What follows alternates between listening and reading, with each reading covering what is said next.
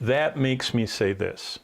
Revelation is God's reminder to us of everything about Christ that we see in the Gospels and in those epistles are now available to us.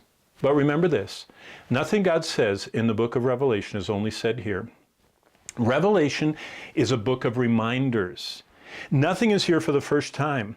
By some counts, some who have spent their whole life studying this book, there are over 800 connections to the Old Testament.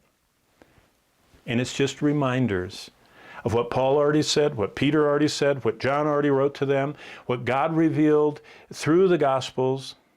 And now, John, in his suffering and old age, is being reminded. Well, we need to understand, Jesus' greatest miracle is about our greatest need.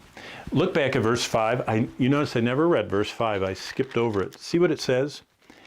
Verse 4 ends and it says, and now verse 5, from Jesus Christ, the faithful witness, the firstborn from the dead, the ruler over the kings of the earth, to him who loved us.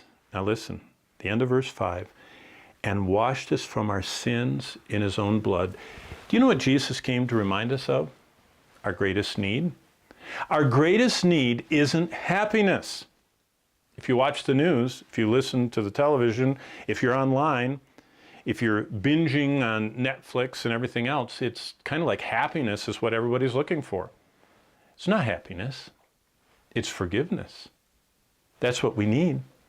Jesus performed 30 recorded amazing miracles in the Gospels during his time on earth. But every miracle except for one, all went away. Think about what I mean by that. The people that were hungry and fed in the 5,000, guess what? The next day they were what? Hungry again. What about the people who were raised from the dead? Are they still walking around the earth? No, all of them grew old and died. What about the people that lost their sight and Jesus restored it? After decade, their sight began to dim. In other words, all of Jesus' earthly miracles, except for one, were temporary.